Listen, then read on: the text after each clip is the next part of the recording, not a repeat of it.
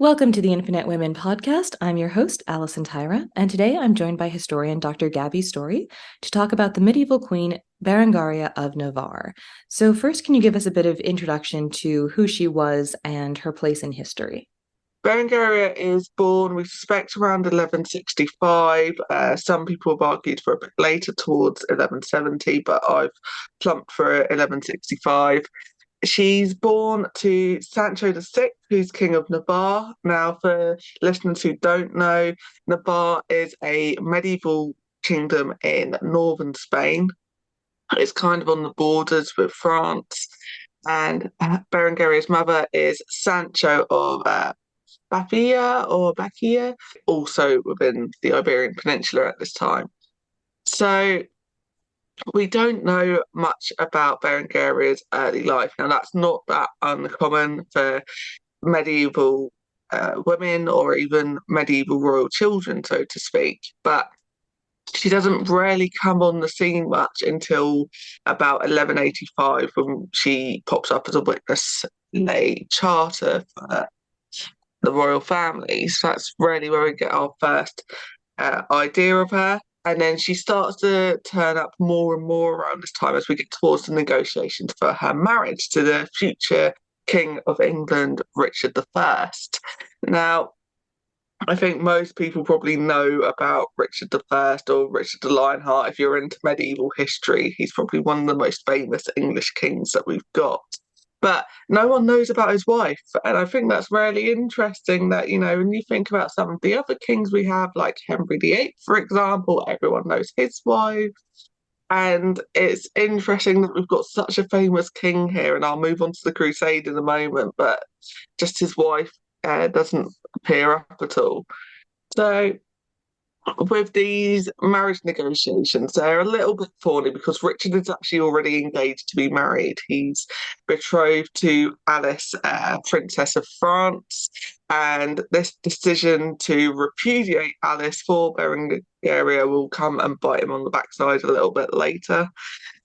So it's a interesting decision to have made to switch alliances, but Richard is very much thinking of going on the Third Crusade. He's engaged in his family, the Plantagenets, are engaged in ongoing conflicts with the King of France, and Richard really needs to think about protecting his southern borders in Aquitaine because at this time the kings of England have a vast amount of territory in France. You've got Aquitaine along the southwest, you've got central territories in Anjou, Maine, and Touraine, and you've also got the north of Northern Duchy of Normandy. So there's really a huge amount of territory across north, east, and southern France that the kings of England have control over. So Richard's got to think about how this is going to stay together, how this is going to be defended whilst he's on crusade. And this marital alliance is a really key way of doing that, making sure that his borders remain defended whilst he's away. So Navarre looking like a good marital ally here. His mother, Richard's mother, Eleanor, goes to meet Berengaria and to escort her overland to meet Richard, who has already started to set ahead and go off on the Third Crusade. Now, we know Eleanor and Berengaria travelled together overland as opposed to a sea route because we've got a record of her witnessing a charter at Lodi, which at this time is within the Holy Roman Empire. So this, again, further evidence for Berengaria taking place in early politics and diplomacy. I don't think we mentioned, but when you're saying Eleanor, that's Eleanor of Aquitaine. And I don't know what their situation was in terms of whatever rapport they might have had, but I, for one, would love to road trip with Eleanor of Aquitaine. She's one of these women who almost define what we know about medieval history in terms of she's so long lived. She lives through the reign of three English kings, and that's pretty impressive. She's a very formidable figure. I don't think it's unfair to say, she's got a reputation for being a woman who gets things done, a woman who wants to rule, a woman with a lot of power. So unfortunately, we really don't know much about Berengaria and Eleanor's relationship as they're undertaking this journey. And it's almost, would she have been a really imposing figure to Berengaria because she's already got this reputation of being strong-willed and very powerful? But we know that Eleanor is a loving mother. We know she's a caring woman towards her family, so there's no reason to not think she wouldn't have extended that affection towards her daughter-in-law as well. It's just really difficult to say with that lack of evidence what their relationship would have been like. But yeah, absolutely, she's the one you'd want to be rocking across France and Italy with. That's quite a journey to be undertaken. Definitely one of those women you'd love to spend some more time with and get to know about as well. So once Eleanor and Berengaria have kind of undertaken their little journey, and I say little in a very understating way, they do travel across France and Germany into Italy, and they first land up in Sicily. Now, Sicily's interesting because this is where Richard's sister, now the widowed Queen of Sicily, Joanna, is, and Richard has stopped there en route because there is conflict. Once Joanna's husband, William II, had died, the throne was taken by his illegitimate nephew, Tancred. Tancred has seized Joanna's land and her revenues, and therefore Richard has come along to try and reclaim these for Joanna to ensure that she's not left bereft by her husband's death. So Berengaria arrives at Sicily, meets Joanna, meets Richard, but because it's now bearing into Lent, they can't get married here, so they decide to travel onwards. And it's then, as they travel onwards, that we get a really interesting little interlude. Richard has gone ahead with the army. Joanna and Berengaria are in a separate boat. They are shipwrecked, and as they try to make landfall, they're actually at risk of being held hostage with the Emperor of Cyprus, Isaac Comnenus. And this is a really interesting moment because they don't know whether to then try and make landfall on Cyprus. If they step ashore at this point, they are very likely to be held as hostage. But otherwise, their situation is to remain on boat. And they decide to stay on the boat. They wait there, they prevaricate and hope that rescue is coming. They delay meeting Isaac. There's all these messages going back and forth saying, oh, sorry, we can't come ashore at the moment, X, Y, and Z. And Richard comes to the rescue. He manages to save Berengaria and Joanna from being held hostage by Isaac. And it's a really strange thing, you don't expect necessarily to be held hostage at this point in your journey. It's really, yeah, unusual, but it's an interesting moment because it's somewhere where we actually get to see Berengaria and Joanna working together, working to show their agency and evading capture against this tyrannical emperor. Now, Richard goes ahead, captures Cyprus as well, deposes Isaac effectively for the moment, and it's just another kind of string in his bow in terms of being a military king that he's now just taken over another kingdom on the way to the Third Crusade. Now, after this, Richard and Berengaria get married at St George's Chapel, which is on Limassol, Cyprus, on the 12th of May, 1191. So finally able to marry. Berengaria is crowned Queen of England the same day as her marriage, and she continues to travel on crusade with Richard and Joanna of Sicily. So after Cyprus, we know they go on to Acre, which is now in Israel, and they take residence there. We know that as Richard undertakes further campaigns, that they do also move alongside with him, being at another fortification, Jaffa, quite a few months later. So although she's not obviously on the front line of crusading campaigns, she is at places where there are active sieges going on. Is at places where there's conflict. But for such a, exciting and dramatic time, we really don't know what she's up to. We can only assume that she's in the palaces with Joanna with a relative amount of comfort because it is still a royal palace, and that they're undertaking the activities that we expect most royal women to be undertaking at this point. They're still gaming, they're reading, they're sewing, and so forth. And where is Eleanor at this point? Because I think we may have lost track of Eleanor. And I know that when she had been Queen of France, she went on the Second Crusade with her husband.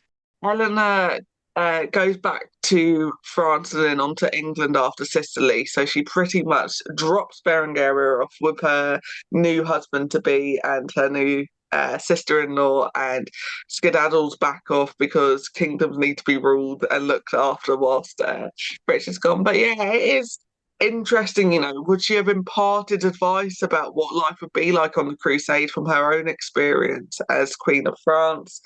It's not unusual, but also not very common to have queens being on crusade. And actually, the 12th century and the 13th century are interesting for where we see queens on crusade. And indeed, you've got many reigning queens in Jerusalem. So we do see queens pop up on the crusades as well. It's interesting. We have Helena now off scene back in England looking after things alongside the Regency Council whilst Richard is away.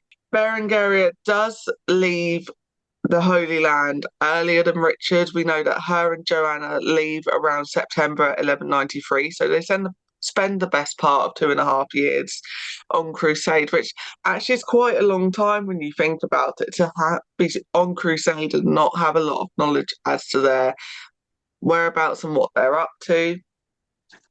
They come back, earlier ahead of Richard. They stop in Rome for 6 months, which is interesting because this is where we only get the only piece of evidence for Berengaria's time as queen, because she witnesses a charter alongside Joanna for a loan. And like I say, they stay in Rome for 6 months. Whether they stayed longer, because Richard is then kidnapped on the way back from Crusade. He takes a different route to Joanna and Berengaria, is kidnapped by Leopold, Duke of Austria, who then in turn hands Richard over to his overlord, Henry VI, Holy Roman Emperor. And this is a really tense time, we've got a king that's under capture.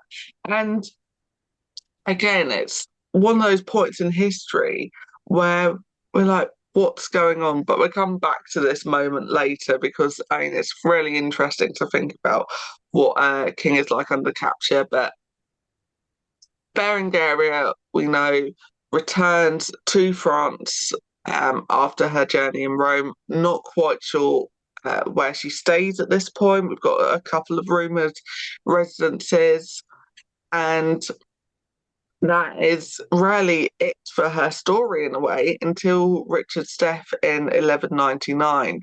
We know that she then appears again at Fontevraud Abbey shortly after Richard's funeral. Whether she's there for the funeral or not is again contested. I think it's very likely that she was there because I think it would be strange for her to travel all that way, for her to travel to where her husband is buried, to witness charters, to have these exchanges with Eleanor of Aquitaine, but to have not actually attended the funeral herself.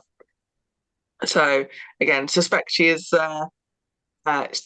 discussing with Eleanor about her future, and we then get this interim period of about 5 years again, where it's about difficult to establish where she is. Now, I argue in my new biography of her that we think that she's at the court of her sister, Blanca, Countess of Champagne, for much of this period, because Berengaria and her sister Blanca, or Blanche of Champagne, do have a close relationship. We can see through charters over the next 20 to 30 years that they're still very much active together.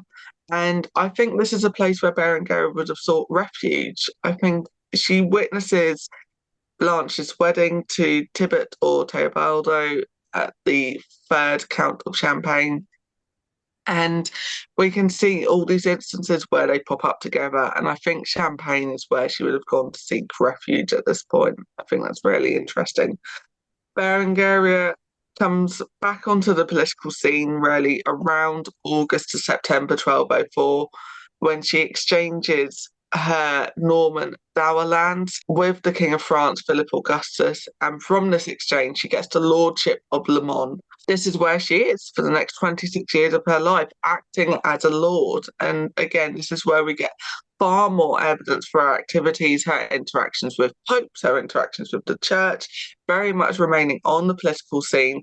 But she's got her own territory now. She's got her own little region where she's able to act as a lord, rule as a lord, and this really sets her up for the rest of her life in terms of her activity, how we define her. She doesn't remarry, she doesn't have children. She is an independent woman. And I think that's really fascinating for someone who we know so little about as Queen of England, that we actually see her interceding, acting as a diplomat, ruling in this point. And that's where she is until she dies on the 23rd of December, 1230. So I would say that's her life summed up in a nutshell. She was very clearly well-traveled from everything we do know about her. She didn't really have much impact during her time as Queen of England. And in fact, there is a popular misconception that she is an English queen who never set foot in England, which is technically not true, but from a practical standpoint, she didn't produce an heir. She didn't have anything to do with the running of the country or even courtly duties. So technically she was queen, but was she really queen? So she doesn't come to England while she's married to Richard. And again, we've got little evidence for what her activities are at this point. And even though we've got her and Richard as King and Queen of England, Richard himself doesn't actually spend that much time in England either. So they're very much absentee monarchs, for the want of a better phrase. It's very much Eleanor of Aquitaine and the Regency Council who are doing much of the rulership of England itself. And I mentioned the kings of England have got all these territories in France at this point, but that's not what the English subjects are going to think of as being important. They're going to want to see a monarch in England. So yeah, really interesting. Berengaria doesn't actually come to England until about 1220, so we kind of thought she never came to England at all while she was alive, but she does appear much later in her widowhood for the translation of Thomas Becket's relics at Canterbury Cathedral. We know she is then also at Westminster after Thomas Becket's translation, petitioning for revenue, petitioning for money from her dower lands. So dower is what is granted to the wife upon marriage. It's usually land and properties. It can be forms of revenues and cash as well. And dower is usually for the wife's assistance after the husband has died. But in some cases, and particularly in queenly cases in the 12th century, they can have access to it during their time as wife whilst the husband's still alive. So this is a source of income for her that she doesn't actually get while she's queen consort, because we do still have Eleanor of Aquitaine running around. Once Richard has died, Eleanor holds on to it. It's not granted to Berengaria.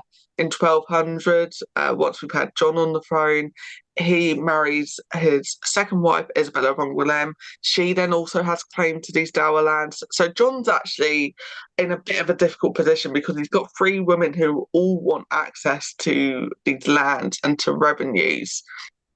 And Berengaria spends much of her widowhood really fighting for access to revenues. And this, again, is one of those times where we see her pop up on the historical record because we've got letters largely to her as opposed to many in her own voice.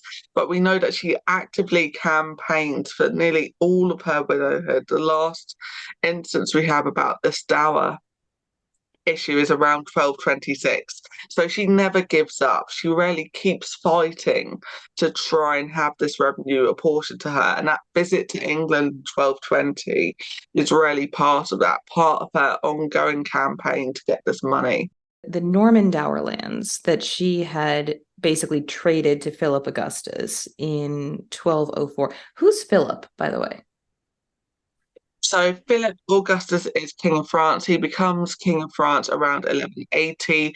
He's with Richard on the Third Crusade for a little bit, but obviously they have a very tense relationship anyway because of conflicts between England and France, but also because, as I mentioned earlier, Richard repudiates Philip's sister Alice in order to take Berengaria as king. So that's really going to put some fraughtness into that relationship there. And Philip comes back from Crusade earlier as well. So, and there's just ongoing conflicts between these two kings for much of the 1190s. Philip very much expands his territory as King of France. He seizes Normandy in 1204, which is part of the reason why he's then able to make this exchange with Berengaria for her dower lands as well.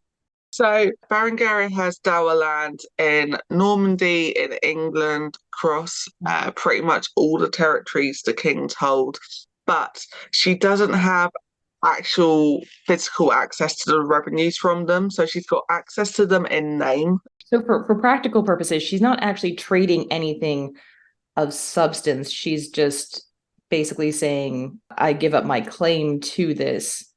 Like, I'll transfer my claim to this, and you can fight him. Now, the fact that there is so little documentation about her is, as you said, it's understandable. It's not unexpected for this time period, but it's also simultaneously tantalizing and deeply frustrating. Definitely. So the Third Crusade, again, one of those really interesting and, again, actually very well documented events in terms of the chronicles, in terms of the history at the time. So we know what Richard's up to, we know what the army's up to. Don't know as much about what Berengaria is up to. But again, we've got this really fascinating moment of kidnap when Richard's on his way back from the Third Crusade, where he's captured by Leopold of Austria and then exchanged to Leopold's overlord, Henry VI, and remains in captivity. And this would have been a really key opportunity to have seen Berengaria raising money for his release. We know that Eleanor of Aquitaine is very much involved in petitioning the Pope for Richard's release, in terms of raising money, in terms of working with the Regency Council. But we don't see Berengaria here, and I don't think it's unlikely that she wasn't involved. I suspect she was involved in terms of raising money, but we just don't have the evidence for it. I think it's, really interesting why we don't see her active in England, obviously because she doesn't visit while she's Queen Consort, but that doesn't mean she was inactive on the continent. It's very much possible that she was involved in raising money here. Now, once Richard's released, he does come back to England. He's crowned for a second time at Winchester Cathedral in 1194. But it's Eleanor of Aquitaine he chooses to have at his side, not Berengaria.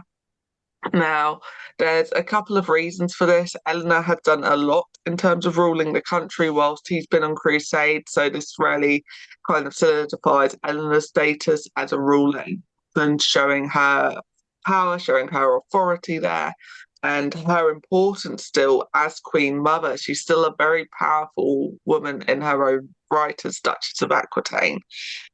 But this was a really prime opportunity to show Berengaria to new subjects. So, yeah, it's really interesting why he decides not to bring her in at this point and focuses on showing Eleanor off.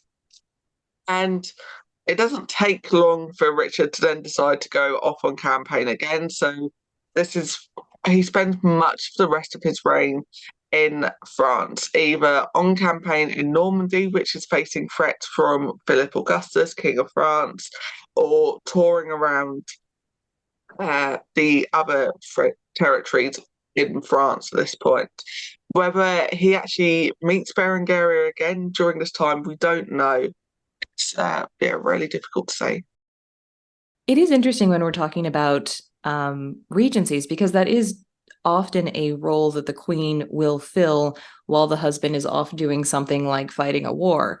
And I mean, we see this certainly plenty of times in English history. And I have to wonder if Eleanor Aquitaine wasn't already filling that role if, if Berengaria had actually been in England and had had a chance to build a reputation there, form relationships, all the things that you kind of need to maintain political power. Um, you know, would she have had that regency if the timing had been a little different? But I mean, it's speculation. We'll never know. No, we won't know. And I think if Eleanor wasn't around, Richard would have had to have used Berengaria because, this is it's a difficult one because she's not as politically experienced as Eleanor, and that's really what keeps Eleanor in ascendancy in a way. It's the fact that she's got all this political experience. She's the only woman. Eleanor's the only woman to have been Queen of France and Queen of England, and she's got that wealth of political know-how about her, and therefore she's an obvious person to leave in place. But yeah, had Eleanor not been around, either in terms of she'd actually died, in terms of she maybe decided to take residence up in a convent or a nunnery, if she'd withdrawn from the political scene, we could have seen a lot more of Berengaria. And again, just interesting that Richard doesn't decide to make more use of her uh, during this time as rulers. Well, I think it makes sense in the context because I mean he barely knows her for starters, but his people don't know her. You can't just send a foreigner to England and be like, she's running things now when she doesn't know anyone or anything, and people don't know her. Yeah, absolutely. Which I think is why 1194 would have been a really key opportunity because at that point they've only been married 3 years. Obviously, Richard doesn't know that he's only going to die 6 years later. So 1194 could have, 5 years later. So 1194 would have been a really key moment to have brought her to England, to have her perhaps crowned alongside himself at Winchester Cathedral, introduce her to the subjects, and then build up that potential for her to act as regent whilst he's away on military campaigns. But he doesn't. And again, whether that's just saying more about Eleanor's status and authority or if it's an indication of what their relationship's like. Again, we know very little about their personal relationship as well. We know that they don't have a child together, so perhaps don't uh, don't spend much time together in terms of being intimate either. And whether that is because of their own interest in one another, whether this is just because of the sheer amount of time they actually spend apart because Richard is on campaign so much. And I don't think Richard would have been unaware of very much the need to have a male heir, but it doesn't seem to have concerned him. Again, he's not expecting to die in 1199, so perhaps he's just still thinking he's got a lot more time to bear an heir than he does. And as you were saying, Eleanor of Aquitaine is a known quantity. I mean, she's his mom. Like he knows that she can handle this. He knows that she is already embedded in terms of people know her, people trust her. She knows exactly what she's doing. And, you know, he trusts his mom. I mean, it does make sense in that regard, but yeah, very frustrating for us from a historical documentation standpoint. Eleanor is very much fore and centre for so much of not just the reign of her husband, Henry II, Richard's dad, but Richard's reign and John's reign as well. She's really, a one-stop shop in terms of being able to rule and hold things together. And indeed, I think things would have been a lot worse at certain points during Richard and John's reign if she hadn't been there as a stabiliser. Again, a very experienced ruler, someone who can get things done for them all.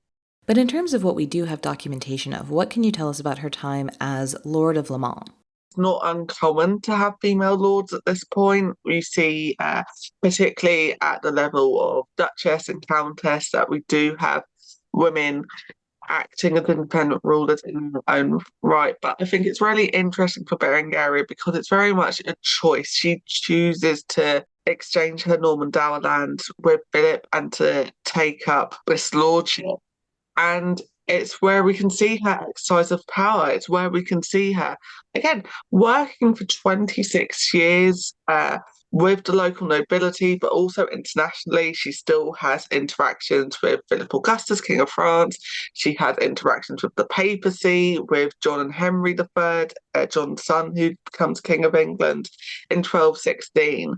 And we know she's involved with local religious institutions. She founds her own abbey, l'Abbey de la Pau, which is just on the outskirts of Le Mans in 1229. And this is later where she's buried as well. We can see that she's at the heart of religious conflict in Le Mans. For instance, excommunication is imposed upon the city, but Berengaria is exempt for it because she has papal backing and support. And I think that's really important because that shows her position as being a vulnerable widow and therefore deserving of protection from the papacy, but also shows how strong she's been as a diplomat in terms of cultivating these relationships to always have the Pope on her side. So I think in her widowhood, in her dowager period, we can really see her as a strong woman. We can see her as an independent woman and see the political and diplomatic skills she's got. And it's such a shame to not see this while she's Queen Consort. So when we're speaking earlier about the fact she doesn't necessarily have that political experience to be regent in those early years while she's on crusade, certainly, but we can see that she's got political skills as Lord of Le Mans, and that political skill had to come from somewhere. So why wasn't that put to use further? Or is it a case of we don't have the evidence to show it was used further whilst she was Queen Consort of England? So yeah, I really think she's a fascinating figure because she does have power. She is independent, and it's proved such a striking contrast to her time as Queen Consort. And I think we really ought to remember her as a Lord of Le Mans as well because she has that power. Join us next time on the Infinite Women podcast, and remember, well-behaved women rarely make history.